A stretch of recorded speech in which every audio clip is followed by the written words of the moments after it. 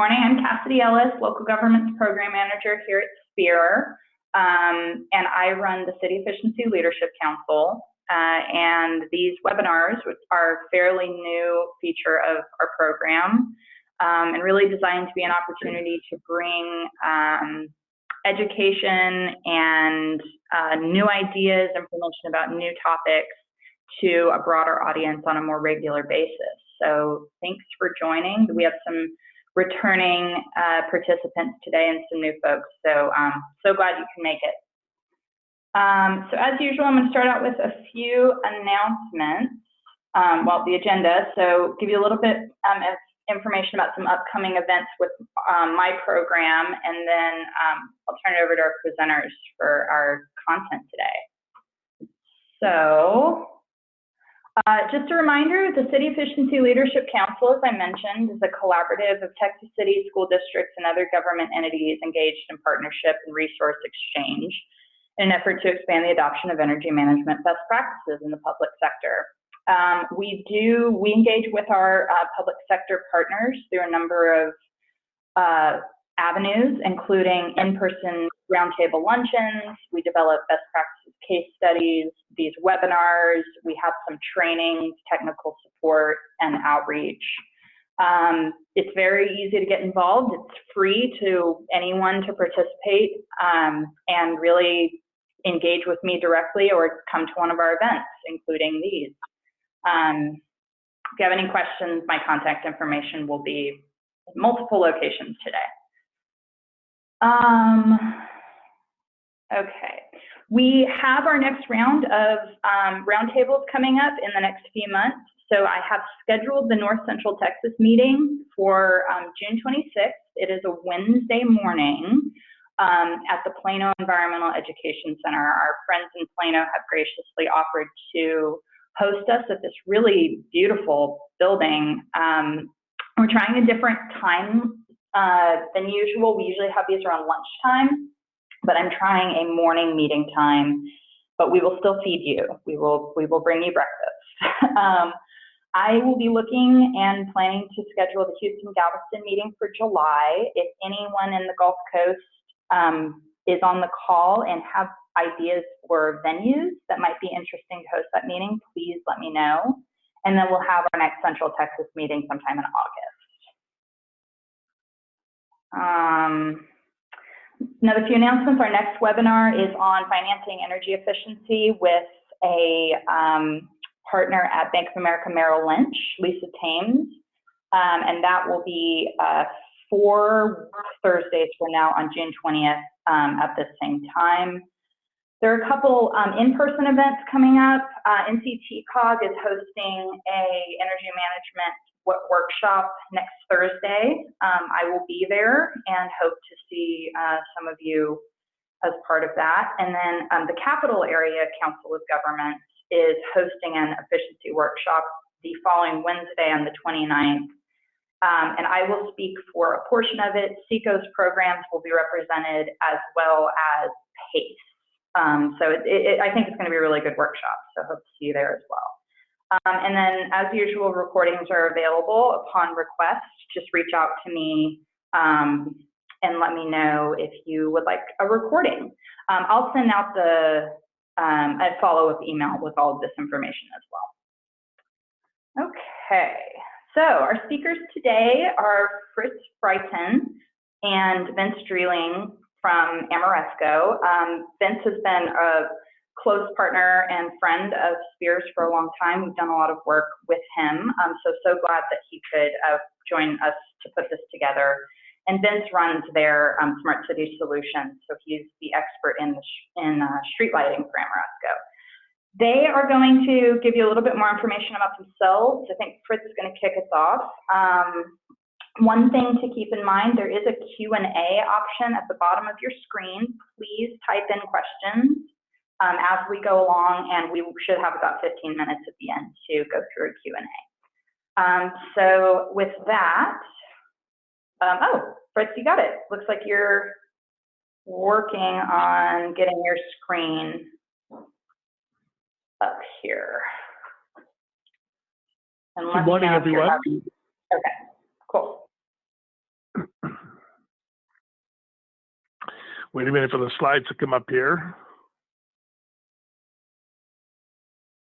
There we go. Well, again, hi, good morning. Fritz Feiten. Happy to be with you this morning, sharing some information about smart LED street lighting. I'm going to give kind of an overview of issues related to LED street lighting, and then Vince is going to take over and talk about local street light tariffs. So again, here's our agenda, and as Cassidy mentioned, we should have at least 10 or 15 minutes at the end for questions, so I would encourage you to use the Q&A button to pose any questions you have. And Vince has kindly agreed to advance the slides for me. So a little bit about myself. I've been involved in LED street lighting for quite a long time. I'm not going to go through this entire slide, but I have been involved with a lot of different projects, almost 50 projects, over 600,000 streetlights so far. My key calling card, I guess, is that I led the development of the Chicago Smart Lighting Project, which is the largest project in North America, 270,000 streetlights, citywide IoT network, and so forth. So I come to this conversation this morning with a fair amount of experience. Next slide, please. Great. So I always like to begin these conversations by sort of answering the question, why are we talking about streetlights? What's so important about streetlights? And we don't really think about them; they're just there. But the reality is that they do actually, they promote security. And very importantly, they improve safety for drivers and pedestrians. They also extend the hours in which we can be outside engaged in activities.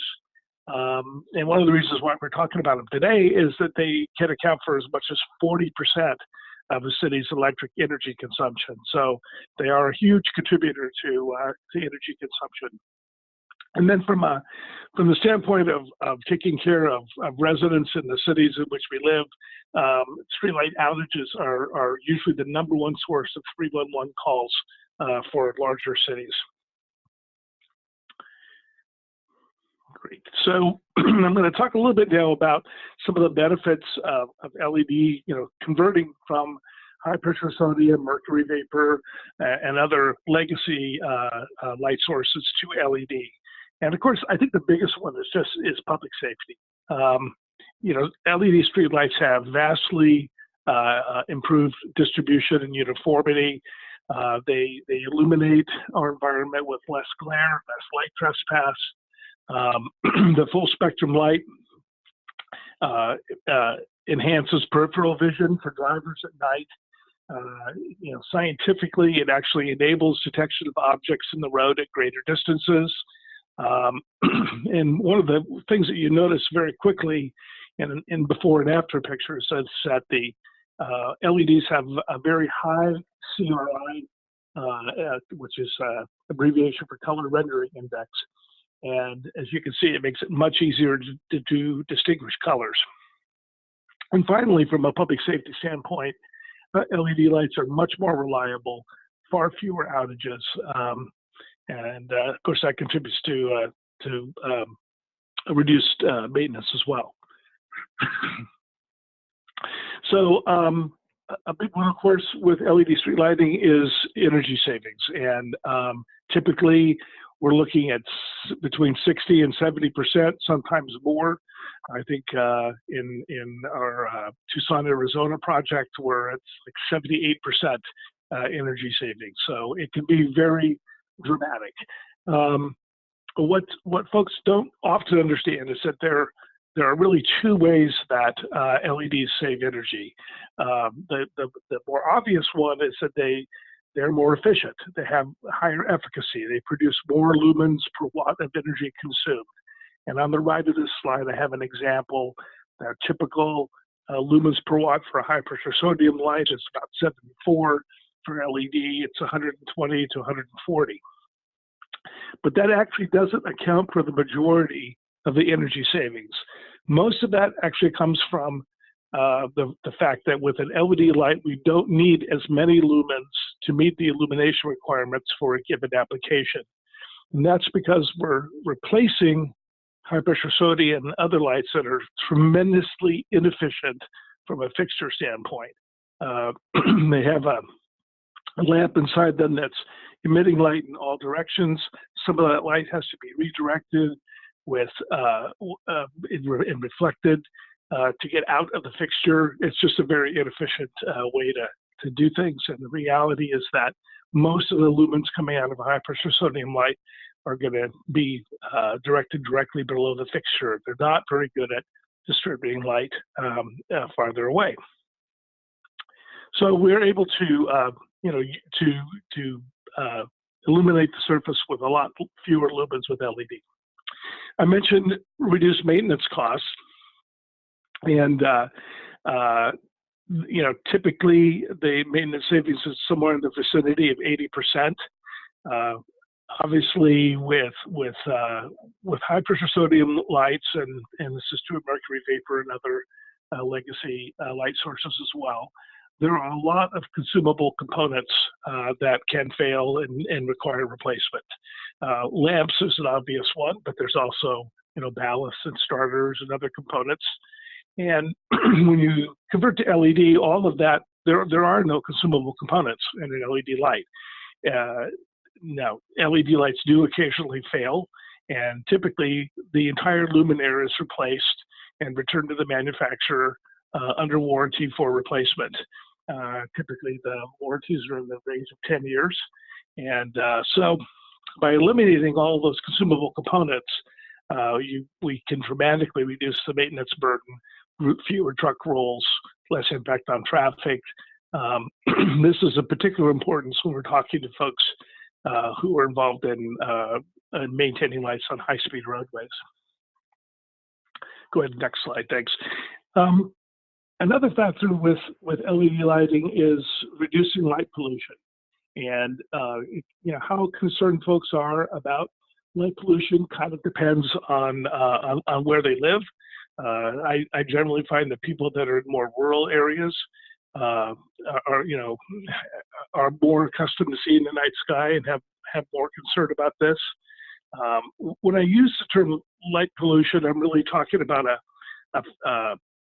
something called Rayleigh scattering, and that's simply light that's either directed into the sky or reflected from surfaces. It's scattered by air molecules, and it creates this kind of diffuse glow that obscures the stars, makes it difficult to see the night sky.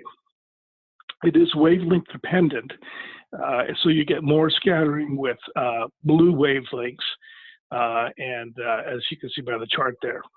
So, before you go back there. Oh, sorry. No problem. I just wanted to make the point that it's very easy to create a dark sky compliant street lighting system with LED lighting, and in fact, we could actually reduce light pollution by converting to LEDs. So when we talk about a dark sky compliant light, that's the recommendations from the International Dark Sky Association, which are 3000 K correlated color temperature or less, no light emitted above the horizontal plane, in other words, no uplight. They recommend that you consider network controls and dimming strategies for reducing light late at night, and avoid overlighting by choosing essentially the right LED luminaire to replace the existing lights. I just want to point out that there's a lot of conversation.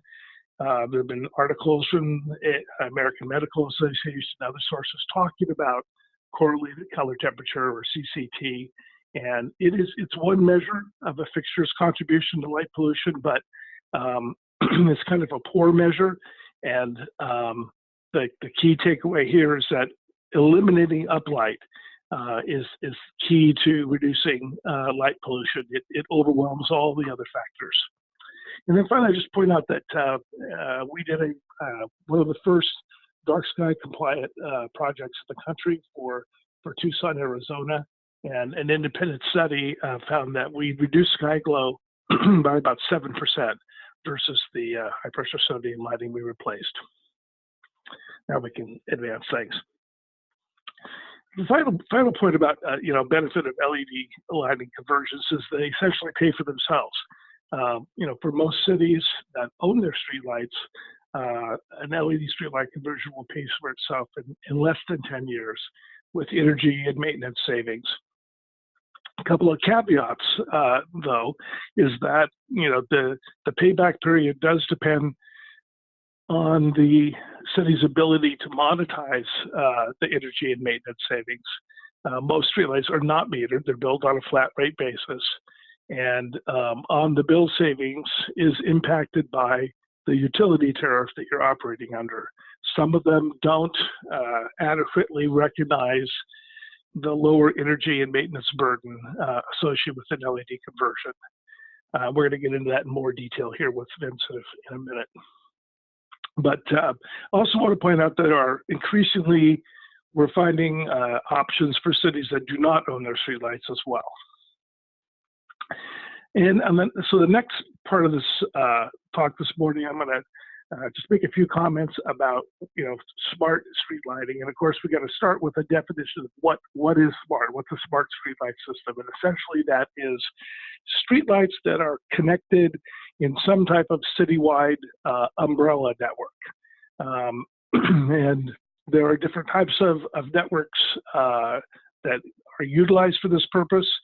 Single purpose networks, which are essentially a network that is designed solely to manage your streetlights and is not capable of communicating with any other type of device, versus a multi-purpose network that will enable you to control your streetlights, but it may also provide your automated meter infrastructure network for your water meters, and it will enable you to expand and use that network for other smart city applications. And any conversation about networks, of course, we have to talk a little bit about what the different network topologies that are available. There are many, but the three most common ones are mesh networks. Probably more streetlights are controlled by mesh networks than any other technology worldwide. We're using a mesh network from Itron in Chicago, and I think that the Florida Power and Light system with 500,000 streetlights is also a mesh network. So this is I don't want to go into a lot of detail about mesh networks, but essentially streetlight controllers can communicate with each other and hop from one light to another until they get to a gateway, and then communication from there to the central management system is usually via a cellular connection, fiber, or copper. The key thing about a mesh network is that adding more devices on the network actually improves the network connectivity. And then a couple of other popular ones are star and multi-point. Here it's very similar to a mesh, except that the individual devices do not talk to each other. They only talk to the gateway. And then finally, cellular networks are becoming a popular option as well. No gateways, no backhaul. The streetlight communicates directly with the central management system via a cellular connection. So some of the direct benefits associated with having a smart street lighting system include, obviously, the ability to dim your lights and to employ adaptive lighting strategies. So you can have light levels conform to different requirements, different neighborhood standards. Literally, if you get a call from someone in a neighborhood, they say, my light's too bright, you can reduce the output by 20% on an individual light and make that resident happier.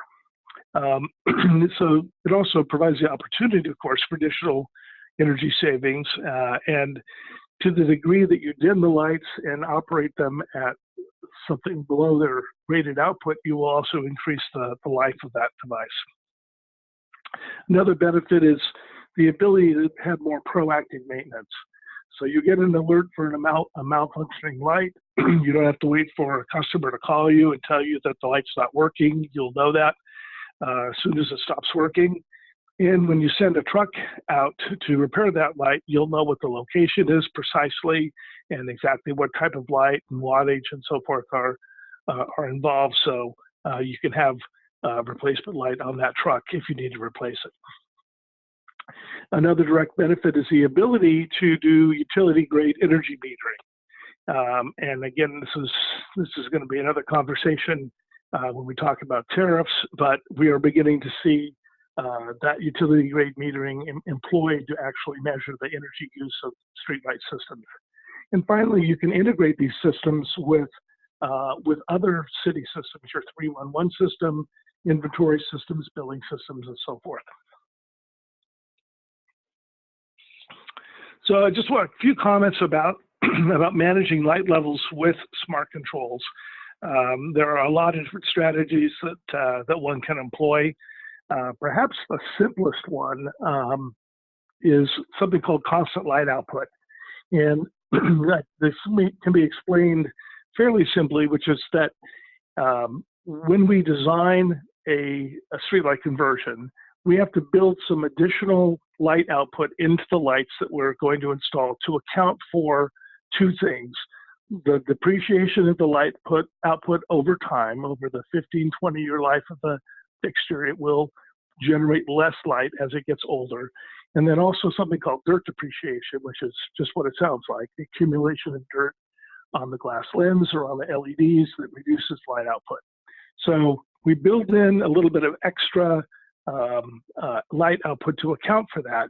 And so that really means that if you don't have controls, you're actually overlighting at the early part of the life of the fixture, so that you will have sufficient light when you get to the end of that.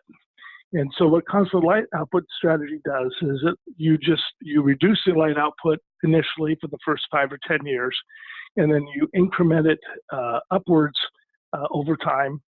And the end result is that you get significant savings in the early part of the life of the fixture, and you're always illuminating at the appropriate level. Some of the other ones that are clear and obvious is late night dimming.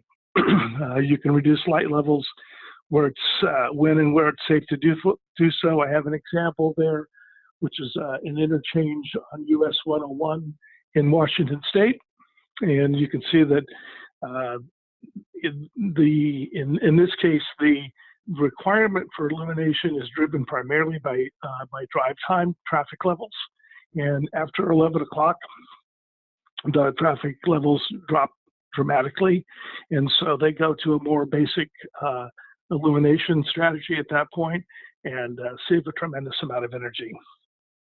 You can also use adaptive lighting strategies. That's essentially altering light levels in response to some type of an input, like a car or a pedestrian approaching, using a radar or other type of device. This is not very common. It's talked a lot about, but not very many cities have actually deployed it. And then the final one is dusk and dawn trimming. And this is essentially daylighting for streetlights. You've probably heard the term daylighting used for interior lighting. This is kind of the same thing, where rather than streetlights coming on 100% at a given point in the evening, they ramp up as it gets dark and then ramp down as it gets light in the morning. And that saves about 5% of the what would otherwise be required. And then the final point I just want to make is that a smart streetlight system is a foundation for a smart city. It's usually, in fact, the first smart city application. So the same streetlight network that you utilize to manage and control your streetlights can also be an on-ramp to other smart city applications that I'm sure you're hearing a lot about. Environmental sensors, using video cameras as sensors, smart parking, smart waste management applications, public Wi-Fi, and lots more. And I just got a couple slides here on sort of national streetlight tariff trends. This has been an interesting progression over the years. When I first started getting involved in this, there were many utilities that did not offer an LED tariff at all. You could convert the lights to LED, but you wouldn't see any savings on your bill. Fortunately, that's in most parts of the country now, that's no longer the case. Most utilities do offer a flat rate tariff for LED lights. What we see is a lot of variance, though, in the degree to which those LED tariffs actually recognize the associated energy and maintenance savings. A lot of utilities have kind of, while they've offered an LED rate, they've taken a very conservative approach to it, kind of waiting to see just how long LEDs last and how much maintenance they require. That said, it's becoming much more difficult for utilities to justify high LED rates when they're negotiating with regulators. And a lot of cities are working through their municipal associations, or in some states, there are specific streetlight groups like the California Streetlighting Association that are advocating for more appropriate rate structures. The other factor I mentioned, the capability of a smart street lighting system to meter the energy use of the street lights. So that capability is there, but of course to implement it, you have to have a tariff that does that. And that too is, we're beginning to see that happening as well. San Diego Gas and Electric, Pacific Gas and Electric, Portland General Electric, and other utilities either have implemented a tariff or have implemented a pilot tariff. And there are a great many, kind of a prerequisite to a new tariff or even a pilot is testing these controllers in their meter shops to ensure that they're accurate. And that's happening with a great many utilities. So we expect this trend to continue and accelerate. Well, thanks. So I'm going to hand it off to Vince here. Yes, thanks, Fritz. We really are blessed to have a national expert like Fritz. Knowing Fritz as I do, I know how humble he is and probably how difficult it is to hear himself talk for 20 minutes. So Fritz, I appreciate that, and I appreciate you letting me drive your slides there. I want to take a minute just to go through kind of local streetlight tariffs and what that looks for us here in the Texas and Oklahoma market.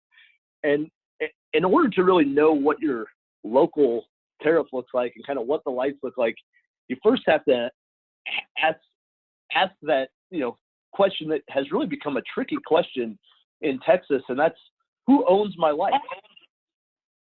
And so normally you'd start that question and say, okay, who owns my lights? And someone will say, well, which utility are you in? And so you take a look at Texas and okay, which grid am I in? Am I in ERCOT, or am I Southwest Power Pole, or kind of where am I located? And if we take kind of a simple example of a town, at least a lot of people are familiar with it in the Dallas area, if we said Frisco, Texas, we say, okay, we're in Frisco, so Frisco should be in ERCOT. If I'm in ERCOT, do I own my lights? And the question, like all good engineers would answer, is, well, it depends. And so as you move on, you say, okay, I'm in ERCOT, and I'm in Frisco, Texas. I'm right there in kind of Denton and Collin counties north of Dallas. And I say, okay, I'm in ERCOT. I'm a member of ERCOT. But who is my transmission provider? And you say, okay, so it's Encore. And you say, okay, if I'm in the Encore service territory, do I own my lights, or does Encore own them?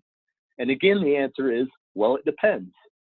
And you look on a couple things and say, okay, even within Encore's territory, it's not as pretty as the nice county maps that we have, where each county is Encore and some are AEP and some are Sharyland and some are Centerpoint. You really have to look at a granular level of, almost to the street level of, where is this light located to know who the ownership is.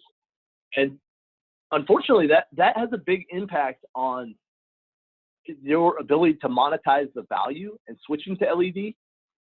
I think Fritz did a really good job talking on the qualitative benefits of LED, and in a best case scenario, I think everyone would want them. They want them on their streets. They want them in their communities for both a quality of life and really a safety of residents. But unfortunately, the ability to monetize those is quite disparate across the state and across the region. So going back to that kind of example of Frisco, you know, we're right there on Dallas and Collin County, or Denton and Collin County, north of Dallas. And we say, okay, who is my utility? And again, depending on where you're at in the city, it's either co-serve or it's Encore, and the street tariffs can be different and lighting tariffs can be different. So what does that all mean? When you sum it up, check your bills. The first place to start when trying to figure out your ownership, trying to figure out your street tariffs, is going to be to check your bills. You know, no one understands where your bills are coming from. No one understands how your lights are being billed. Are they being on metered circuits? And you're going to really find that as a starting place in the bills themselves. And a common theme that you'll hear here as we're going across is to effectively implement an LED retrofit program. It's going to take interaction with your utility, and you're going to need to have conversations and a good working relationship with the utility to be able to make these projects happen. Fortunately, now in Texas and Oklahoma, we do have, as Fritz mentioned, a lot of recent LED tariffs.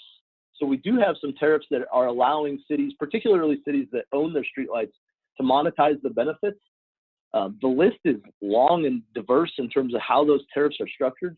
So I thought it might be easiest to just walk through a singular example of how we would calculate those benefits. Fortunately, the structure of the tariffs is all fairly similar, as I'm about to show you. Just some of the numbers change, but the structure is very similar. And the way that structure works, so historically we've had tariffs that lay out LED lighting as a service. And you have different schedules, as you can see in these tables. Schedules A, B, and C, A and B represent situations where the utility owns the lights themselves, and they provide lights as a service and provide lighting as a service for a fixed cost. On Schedule D specifically, Schedule D is the schedule that applies to municipalities that own their streetlights. And the way bills are historically calculated, you take each individual light, be it a 100-watt HPS light or a 400-watt HPS light, and you're going to be charged a fixed kWh per month per light based on the prescribed energy amount for that light. So taking the highlighted example, if you have a single 100-watt HPS light, you will be billed 40 kilowatt hours per month, and then that will be billed at your monthly kWh rate that is negotiated with your retail electric provider. So that can change city to city. So your ability to monetize it is always going to depend on your local utility rates, but it's going to be billed at 40 kilowatt hours per month, plus the additional 97 cents in Schedule D. Well, now that we have LED rates, you know, a typical retrofit on a 100-watt HPS light is going to be in the 0 to 55 watt range. Now, rather than billing 40 kilowatt hours per month, you're only going to be billed 15 kilowatt hours per month for that fixture, plus an additional 46 cents. And as you're about to see, that's actually quite significant, and it's been a recent change to have these tariffs in place, and it's been quite advantageous for cities that are able to take advantage of this. So let's run that math out for a bit. As I said, you know, those either 40 hours or 15 kilowatt hours are going to be billed at the retail electric rate. So similar rates to what we're seeing right now in the Encore service territory.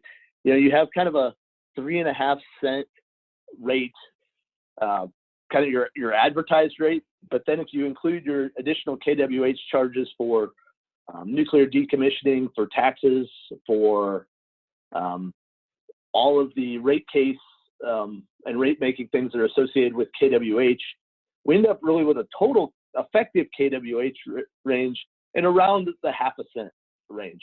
And that can vary, you know, depending on your individual relationships and individual agreements with your retail electric provider. But for this example, we'll take that kind of 0.5 cent range. So you have an existing 100-watt HPS fixture, which had historically billed at a fixed tariff of 40 kilowatt hours per month plus 97 cents. And that means each month per fixture at 100 watts, you're going to get a bill for $3.18. Now, on a retrofit basis, you can retrofit to a 50-watt LED, which again bills at a fixed tariff of 15 kilowatt hours per month, plus 46 cents for a total bill of $1.29 every month per light, giving you really a fantastic net savings of almost $1.90, so $1.89 per month per light. So you're starting to put together a business case for, okay, how does that impact my city? You know, it's really just starting to add them up then on a light per light basis.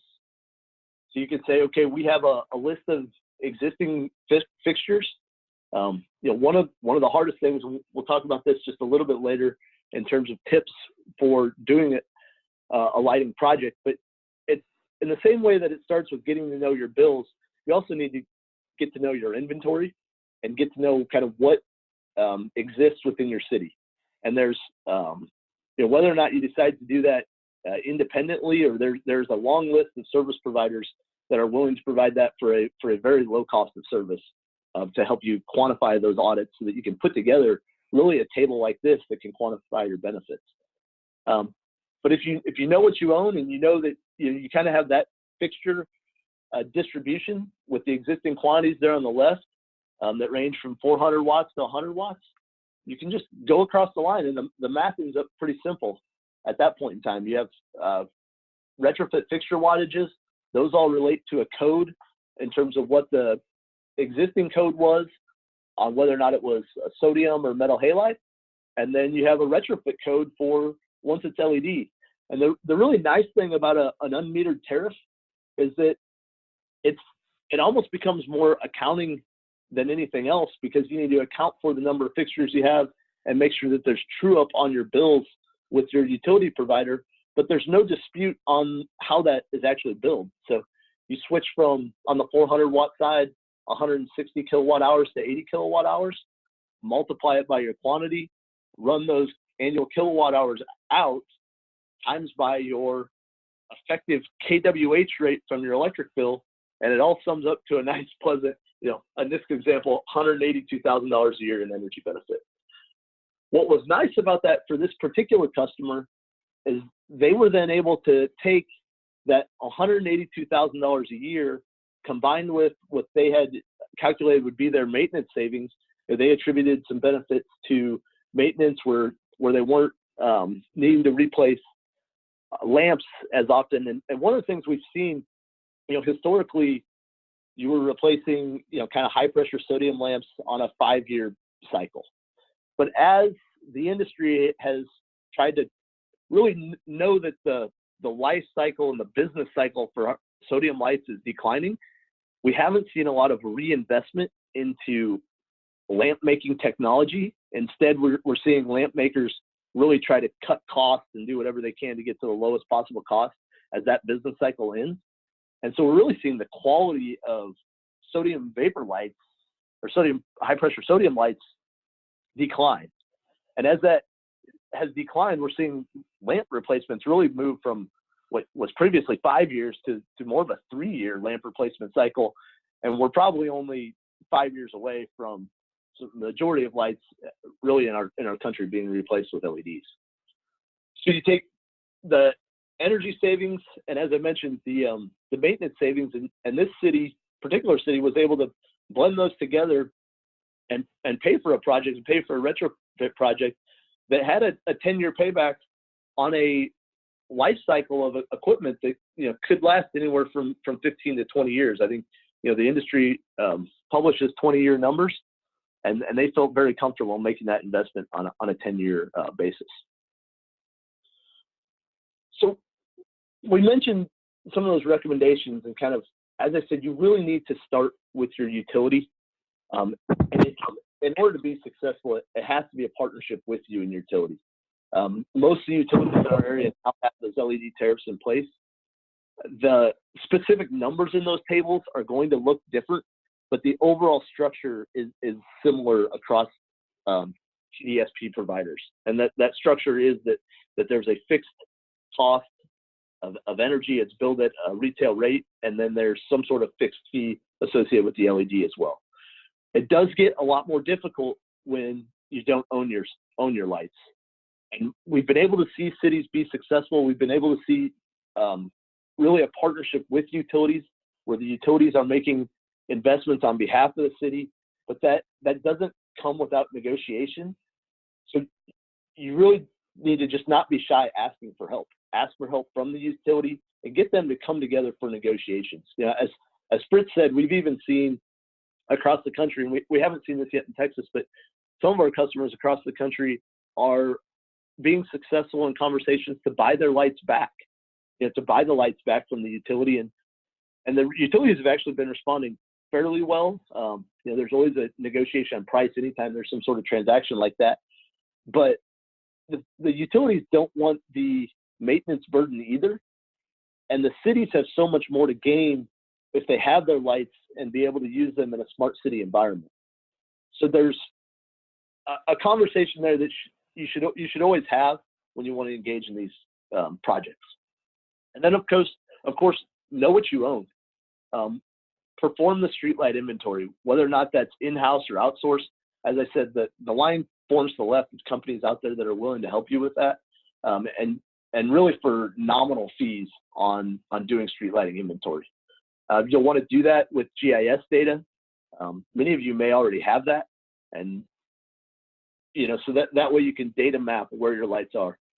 And then as you're speaking with your city leaders in terms of why you want to do these projects, you need to quantify the benefits within kind of three legs of a stool. And one of them is the energy side, as I outlaid how to calculate on the tariffs. The other is the maintenance side, and that's going to be individual to your city and what you attribute to maintenance. I would always caution you, don't fall into the trap that some vendors may say, oh well, you're going to save all these labor costs if those labor costs are still going to be on your books. And then those labor costs aren't real towards a pro forma in a project. And then ultimately, there still needs to be value placed on quality of service. And what is the service that you're providing back to your community, and what do you value that, and how do you place a number on safety back to the community? So Fritz, with that, I'll kind of pass it back over to you. Great, thanks. So I just kind of in closing, I wanted to kind of highlight some of the keys to doing a successful LED streetlight conversion. And as Vince said, having an accurate inventory is really that's the beginning point for a successful project. You really need to have an accurate streetlight inventory with location data. That will also enable you to, using that GIS data, to identify the different types of lighting applications that exist within your city. You have residential streets, you have, just going by street classification alone, classically that's residential, collector, and major streets. You're going to, you have three different lighting applications, but the reality is that you probably have more than that. Most cities, especially older cities, their streetlight infrastructure developed over time with different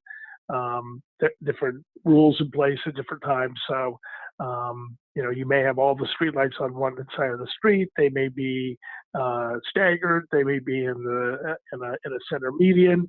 There's a lot of different applications. Another key decision to make is what color temperature you want your streetlights to be, and that's a decision. It's really based on community expectations. It may also vary by fixture type. So, for example, you really want to use lower color temperature LEDs on post top lights. They're lower. We're looking pretty much directly at them. Glare can be a real issue, so having warmer color temperatures is important with post tops. And then again, you may vary it by application as well. So there is a case to be made that it's appropriate to use higher color temperature LEDs on roads with higher speed limits. Some cities have opted to go that direction. So that's a conversation you need to have. And then I think it's also really important that you have a thoughtful design. A number of cities have taken the approach, essentially a prescriptive approach, where they've said every 100-watt light should get replaced with a 37-watt LED. Every 400-watt light should get replaced with, X watt LED. That is, most cities that have taken that approach have regretted it. Because that essentially ignores the different lighting applications. It assumes that the high pressure sodium lights that are there now are appropriate. That may not be the case. The speed limit, the nature of traffic, whole range of things may have changed. You really need to give more thought than that to the design. And if you do that, then you'll be able to maximize your energy savings and minimize some of the potential negative impacts of an LED conversion, having a light that's too bright that generates glare, or that provides light where you don't want it, light trespass. Finally, I think you need to work with your utility. Vince mentioned this as well. It's going to require their cooperation for you to be able to fully monetize that savings. And the final point I would make is, if you can possibly do it, put the controls on the lights when you convert them to LED. I kind of have jokingly said you'll thank us later. The reality is that at some point in the next 5 to 10 years, this concept of being able to meter your lights with the control system is going to be the norm. That's where the trend line's headed. It's the way we're going to do it in the future. If you put controls on later, a lot of cities say, well, we're going to have control-ready lights, but we're not going to put controls on them. Control-ready simply means it's got a 5 or 7-pin receptacle on the top of the Cobra head street light. That's great, but the reality is that you've installed a photo control that has a 20-year life. If you come back in 5 years, you're going to throw those away. They cost you $12 to $15. And you're going to send a bucket truck to every single light to replace that photo control with a smart controller. And that's going to cost you another $20 or $30 just for the labor associated with that. Well, you've essentially paid for about half the cost of putting controls on. So it really makes economic sense to do it at the same time that you convert your streetlights to LED. So that's my pitch for controls. I think that's all I've got at my end here, and would love to see if folks participating have any questions. Thank you, guys. That was very informative. So as a reminder, Q&A box at the bottom. You also have the option to raise your hand, and I can unmute you. Happy to do that. Kick us off with a couple questions from my end. Fritz, I've seen that 40% of energy cost statistic that you have at the front end, and that's always been really surprising to me. Do you know the assumptions in that number, or where that number comes from? And I'm sorry, which number are we talking about?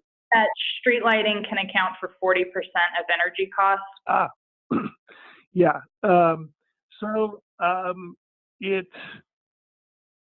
It comes from the Department of Energy, and one of the variables is whether or not whether or not a city has a wastewater treatment plant, and how large a plant that is, and how much of their total effluent goes through that plant, because wastewater treatment plants are energy hogs as well, and so that can change that, but the source of that is the U.S. Department of Energy, and for obviously lots of variance, but for many cities that number is going to be accurate.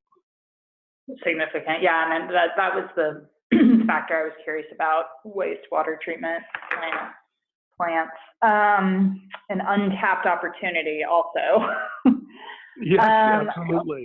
Yeah, not just to save energy, but potentially to take waste methane gas and turn that into renewable energy source itself. Yeah, definitely. Vince, are you aware of areas in Texas that are still do not have an LED tariff or a complementary LED tariff available? So I know that there's tariffs concretely in Encore and Centerpoint. I have struggled to find what the tariff looks like for AEP. So AEP is the one area where I have not done a project yet, and I don't know if there's a good tariff. I do know that Oklahoma, both OG&E and PSO have LED tariffs in place. AEP is the one that I'm missing good information on. I just saw a news article about Harlingen doing a retrofit and having a program in place with AEP. So that might be something to follow up on, get into that. You mentioned a couple of times that there are, that owning the streetlights is the best case. But what are some of the options if a community doesn't own their lights? So I can, this is Fritz, I can take that question, I think, and then Vince can add to it. So there are a couple of thoughts there. And again, this gets back to a cooperative relationship with the utility and oftentimes a regulator as well. So a number of states pass legislation that require utilities to sell the streetlights to municipalities if the streetlights want to purchase them and establish a mechanism for establishing the value of those streetlights. Connecticut, New York have both done that. And in some states, the regulatory agency has required a specific investor-owned utility to do that. In Southern California, for various reasons, the regulatory agency in California has required Southern California Edison to sell their streetlights to cities. In other states, we are seeing Colorado is an interesting example where there are at least half a dozen cities that have found their investor-owned utility to be, not very cooperative in terms of having appropriate LED rates, and they've been unwilling to sell the streetlights to the cities, and so these cities are at one stage or another in an eminent domain action that will essentially force the utility to sell the streetlights to them. So that's kind of an extreme example, but I think what we're seeing is that cities are beginning to understand that beyond the tremendous savings that accrues to them by owning their streetlights and converting them to LED, this infrastructure has other value. Vince touched on this, and I did as well. We see streetlight infrastructure now as a key component to a future smart city strategy. Having, owning that that infrastructure is important to be able to deploy a smart city strategy, and there's even opportunities to generate revenue by leasing space on those poles to wireless providers that want to deploy 5G technology and so forth. So a lot of cities are saying, you know what, we need to own that, and they're taking action to make that happen. Good to know. Wow. Yeah, I've heard about those communities in Colorado. That's pretty incredible. Finally, maybe a couple minutes on experiences you've seen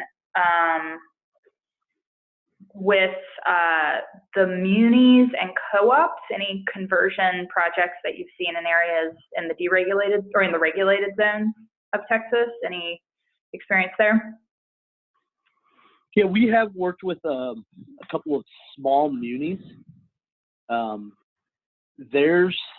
It's been a little bit different because they're monetizing the streetlights much more from a maintenance perspective than an energy perspective. Most of the munis are buying electricity at the wholesale rate, so they're getting, they're really, it depends on how they've set up their bills on how they bill themselves. But we're really on the energy side only looking at savings on the wholesale power rate. But most munis we're finding wanting to go to LEDs from the quality of service and the maintenance savings, you know, where they really just don't have the staff to cover all the truck rolls, and it put their people in danger every time they're closing down a street to run those trucks. So we're seeing those investments being made. I wouldn't say that they're necessarily justified on a budget neutral standpoint in a traditional sense where all of the energy savings are going to pay for that retrofit, but we're still seeing them occur quite frequently because of all the ancillary benefits. And the munis are deciding to make that investment and saying, hey, you know, we recognize that we need to upgrade our city and kind of move our city forward.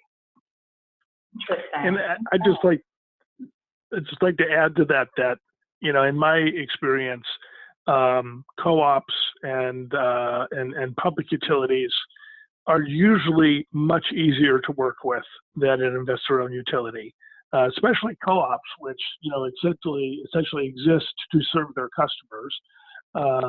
You know, even if they don't have an LED tariff currently, it's usually pretty easy and pretty fast to get one implemented. They, you know, the decision-making process is much easier. There's a board. They, you know, staff can develop something and put it in front of them and make something happen pretty quickly. Interesting. Well, good. Well, thank you guys very much. To the audience, please feel free to follow up with questions. We will, as I mentioned, send out a follow-up email with information about upcoming events. There will be a survey.